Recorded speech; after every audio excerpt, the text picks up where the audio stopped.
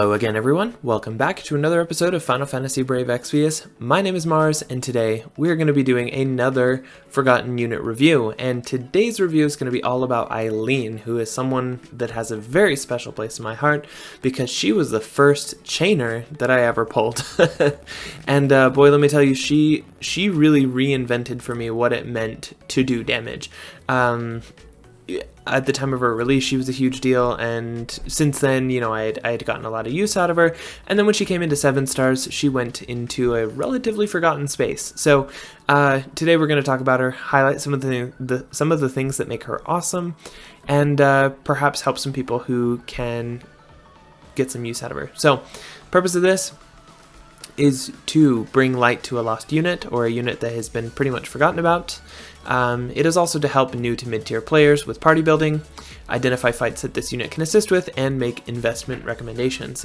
Because if you are going to perhaps invest in Aileen, and you know you want to use her or whatever, you probably want to know the best way to use her. So first of all, top level flyover, let's talk about what she is actually good for.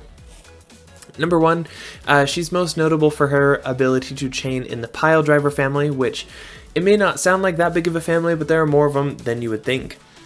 Another one of her useful abilities is a cooldown skill that does party-wide limit burst gauge fill. Super handy, it's on a short cooldown. It's something you can use a lot if you wanted to use her in a more supporting role. One thing that's super handy about Eileen for newer players is that she has the option to wield both dual wield or double hand, depending on you know, your preferences. And then also her limit burst does quite a lot of damage if you're looking for a single target semi-finisher sort of role. So she's got some nice things that she offers in her kit. Ultimately, why she's forgotten though is that her kit doesn't offer a lot of variety. She basically Piledriver chains and not a lot else. And then on top of that, Piledriver is exceptionally hard to chain. It's obnoxious because it is a sliding chaining ability, which means that her character model moves towards the enemy and she does a melee attack animation in order to make the attack. This can be really frustrating to try and chain because your 2 chainers have to be located in spaces that are equidistant to their destination in order to, you know, get perfect chains. So it's very common for Eileen and her chaining partners to have chains that break in the middle, which can be very frustrating. It results in a fair amount of damage loss, and that's why a lot of people don't like to bother with a Piledriver chaining family just in general. However, if the characters are characters that you like, you can absolutely use it. One of the other things is that spear users are generally just question marks. Like, they don't have quite the same gear support as great sword or katana users do, and so getting spear equipment isn't always as perhaps evergreen or future-proof as perhaps investing in great sword equipment or katana equipment, for example. So those are ultimately reasons I think that cause Eileen to be forgotten in general. But let's talk about what she can ultimately do for you. She is a pretty strong chainer.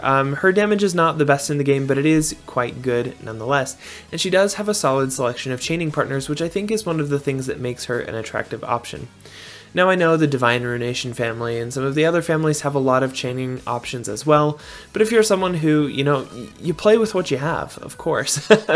So, Lara Croft is a free character who has the ability to chain with Piledriver, if you happen to have her. Explorer Eileen obviously chains with her as well if you happen to have her. Camille is a 3-star based character who a lot of people are going to get early on in the game, and she's able to chain with Eileen, so she's a great option for that. Atoning Dragoon Kane is also a solid spear user and chaining partner for Eileen, so he's somebody you could consider if he's someone that you have, as well as I forgot her name, the Whip Lady, Whip Mastery Lady, the one that nobody pulled for her TMR, her. She can also chain, and you'll find that there are a lot of whip users in general who can. Speaking of whip users who can, Sieghard's down on the end. He can chain with Eileen as well. And his is defense scaling, so it's kind of handy because if you want to use him as a tank, and then on the off turns you can do some chains with Eileen and then finish with someone else.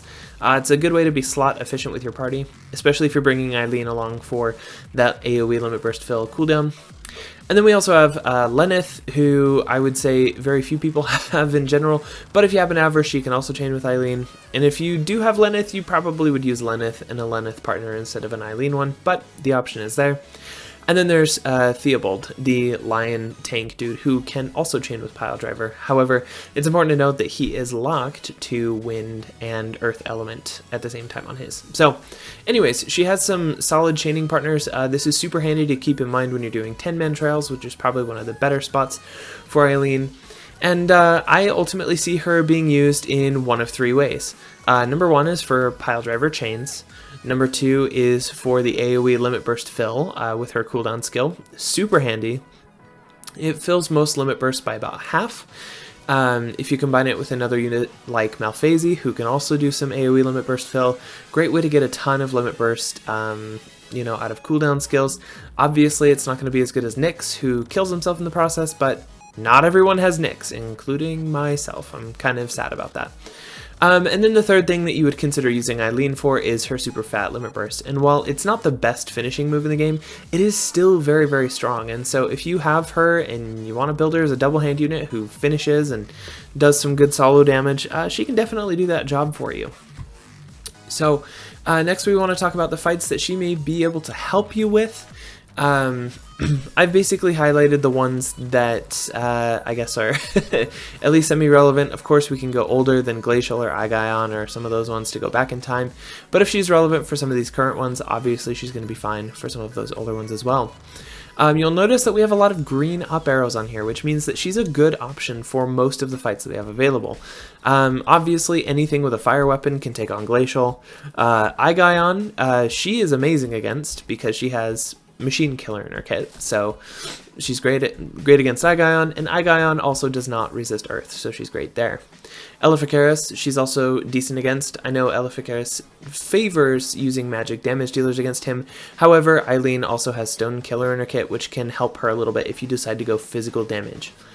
Malboro and Blood Moon are two fights where I don't think she's the most suited to help. Malboro because of the AoE damage requirement in order to get through the fight. It's very hard if you're not doing AoE damage dealers, so for that reason I would not recommend Aileen. Blood Moon, obviously not recommended because he's immune to physical damage. So in those two fights, the role that you might use Aileen for is kind of support and with limit burst fill with her cooldown. So if you're doing something cheeky and you need lots of LB support, she can help you out with that. Additionally, because she does have some entrust skills, so that's something that you can wombo combo. You can do some AoE fill, you can do some entrusts. She's got that nice LB support to help you out.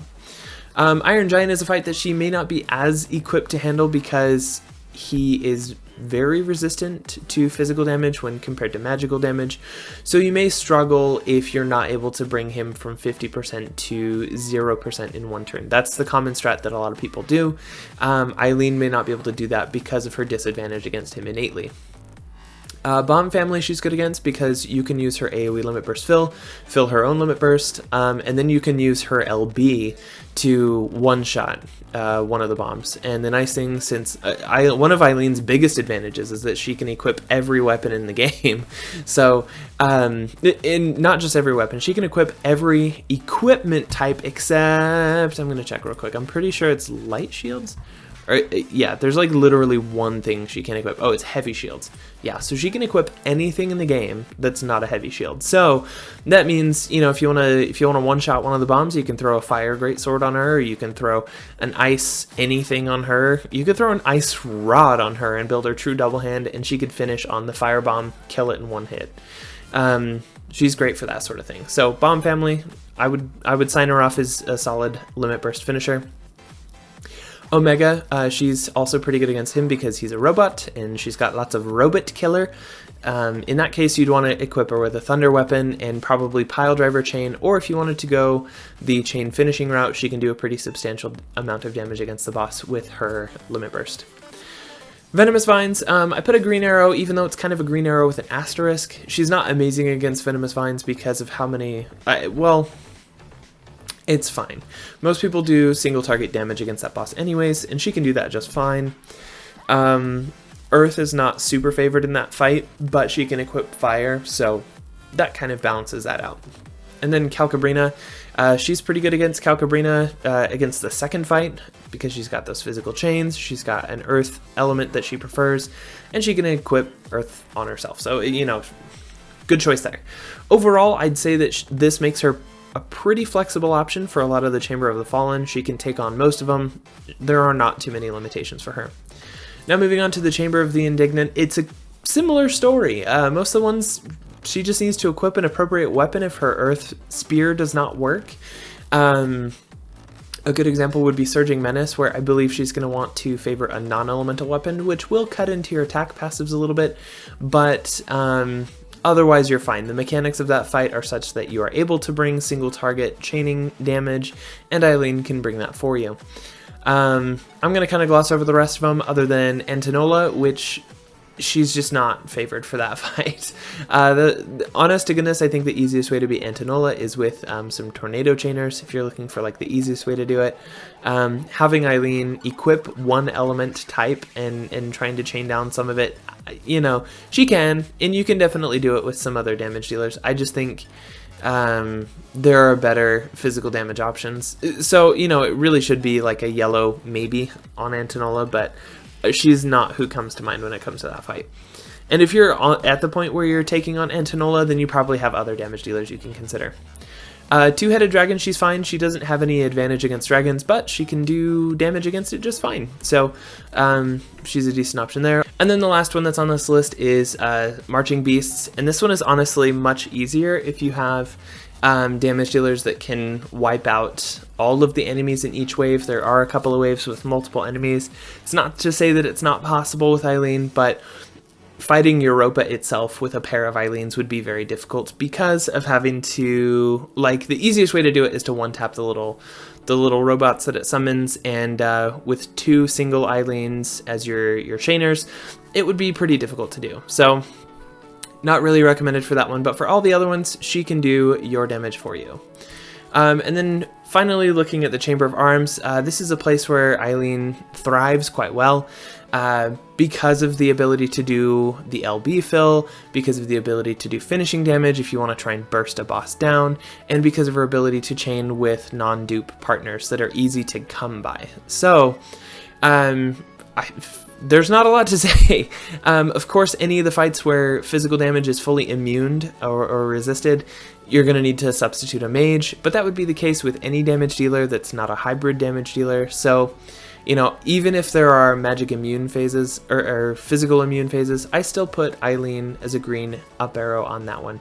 Simply because, like Sheraton, for example, she doesn't favor earth damage against that boss. However, she can equip fire weapons very easily, and that's one of the things that makes Eileen special, is her immense weapon flexibility. Like, hilariously flexible. Every weapon, any weapon, every weapon, she can equip them all. So that's what makes her a good option for most of these 10-man trials. The ones I believe she's going to struggle with the most would be Saddlesued and Dabi, and that's because she does not have any AoE attacks, and some of those fights are much easier if you are able to kill all of the enemies before you at once. If you're going with a single target strategy, or you just need her as a finisher or LB fill, she can still fill that role for any of those fights, but she's probably not the optimum damage dealer in those cases. So overall, I think Chamber of Arms is where she's going to shine the best. I've had fun with her in the Chamber of Arms before, so yeah, that's probably where I would recommend that you take her. So anyways, the final question is it worth it to invest in Eileen? And we're going to talk a little bit about some of my recommendations if you do decide to use her, some of perhaps your minimum considerations if you do want to invest in her. So first of all, her enhancements. She does have 3 abilities that are enhanced. Her first one, of course, is Piledriver. That is absolutely the most important one for you to enhance. I absolutely recommend it. If you don't have it, she can chain with nobody, because that enhancement changed her into a Piledriver chainer. So if you're going to use Eileen, you pretty much have to get that.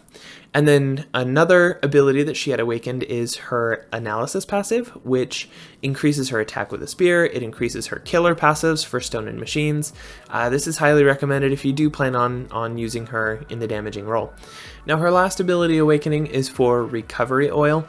This is an ability that was not that great when it like when she first joined the game, and still is not really that amazing. It is a heal over time that you can apply to all allies. When it is fully awakened, you do get 50% limit burst fill rate for all allies.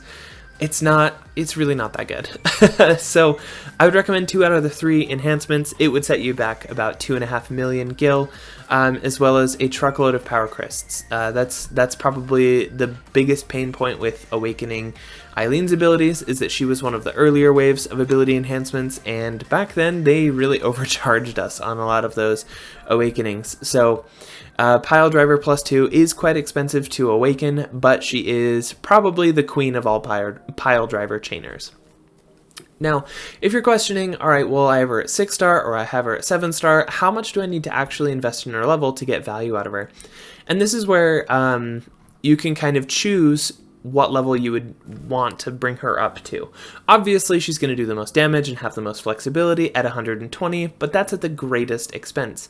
The nice thing is that you can use 6-star, level 100 Eileen, for the Piledriver chaining. She can do that just fine at level 100. She was a great damage dealer for many of the fights that we reviewed previously, even at level 100, so that's definitely something that you can consider. If you want to use her, enhance that Piledriver +2, get her to level 100, and she can still do the job for you on a lot of that older content. If you're looking at utilizing some of her support abilities, then that's where I would recommend bumping her up to 105. Luckily, 105 is pretty easy to get to, and that grants her cooldown skill, Schematic Rainbow. And that's what gives you the 12 to 14 limit burst crystals to all allies. So definitely a big bump in utility at 105. And then at 120, she gets her final passive, which helps her quite a bit with her damage. It gives her an extra 50% attack, it gives her innate dual wield, and it gives her 30% true dual wield. So if you do decide to run her as a dual wielder, level 120 is highly, highly recommended. Even if you don't, the extra 50% attack is super handy.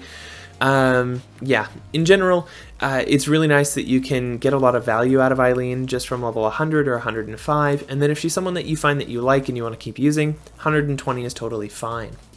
Now, as far as whether or not you want to invest in her limit burst, I discourage most players from investing in it, because even if it's unleveled at level 1, it's going to be almost a 15 times modifier on her limit burst, which is pretty solid.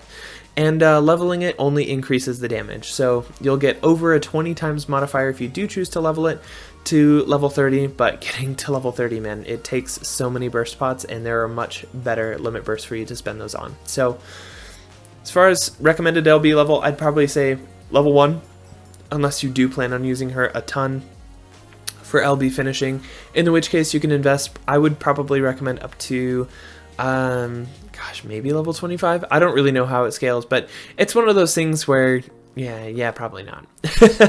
That's just my recommendation. If you love her, go for it, do it. I don't care, I'm not your dad.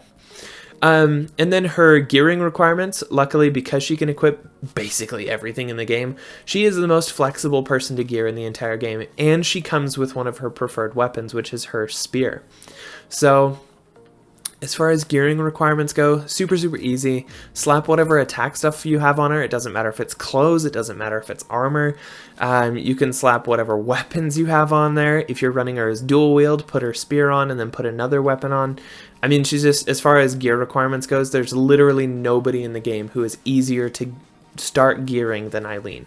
She comes with her best weapon, and she can equip everything else except for heavy shields, which you don't want on her, so perfect. And then as far as, you know, how much can you actually make use of her?